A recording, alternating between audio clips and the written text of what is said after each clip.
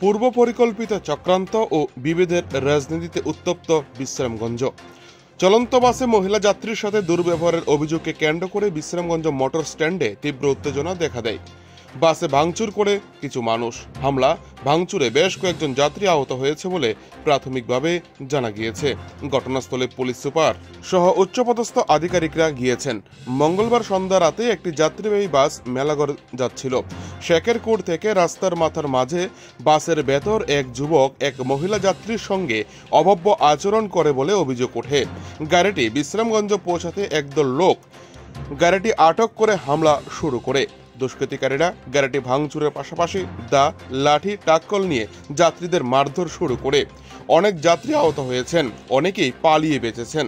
পরে পুলিশ যাত্রীদের উদ্ধার করে হাসপাতালে নিয়ে যায়। প্রশ্ন দেখা দিয়েছে, এত লোক কি করে জমায়েত হলো? তাহলে এটা কি পূর্ব পরিকল্পিত ছিল?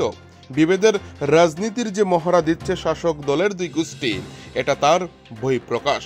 খবর পেয়ে এসপি সহ পদস্থ আধিকারিকরা পৌঁছে গিয়ে মানুষকে রক্ষায় ভূমিকা নেন। আগরতলা থেকে পদস্থ আধিকারিকরা বিশাল বাহিনী নিয়ে পৌঁছে যান ঘটনাস্থলে। লাঠিচার্জ করে দুষ্কৃতিকারীদের সরিয়ে মানুষকে উদ্ধার করেন। যাত্রীরা বলেছেন, বাস থেকে কাউকে নামতে না দিয়ে হামলা হয়েছে। ঘটনায় পুলিশের সাহায্য না নিয়ে এত দুষ্কৃতী কারা জড়ো করলো, এ নিয়ে প্রশ্ন দেখা দিয়েছে। পরিস্থিতি বর্তমানে নিয়ন্ত্রণে রয়েছে, কিন্তু তারপরেও পুলিশ সূত্রে যা খবর রয়েছে আমাদের কাছে, এখনো পর্যন্ত বিশ্রামগঞ্জ জুড়ে 163 ধারা জারি করা হয়েছে এবং পরিস্থিতি এখনো থমথমে পরিবেশ বিরাজ করছে।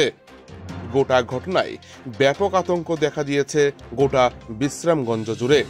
বিশ্রামগঞ্জ থেকে নিজস্ব প্রতিনিধির রিপোর্ট, টিভি 100 বাংলা। কি হয়েছে ঘটনা?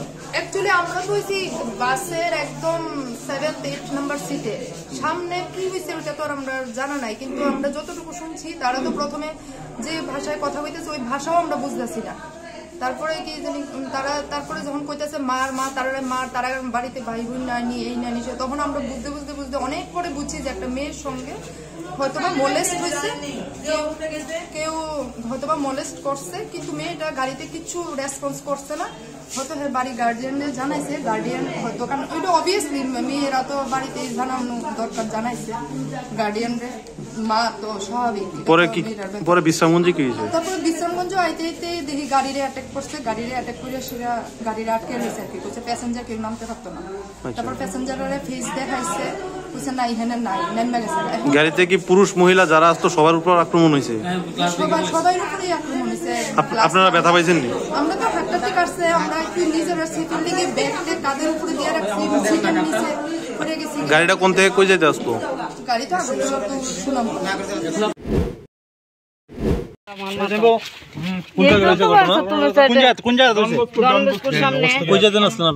আমরা আইতাছি দেওয়ান বাজারে ঘটনা। কি তাদের আক্রমণ করছে?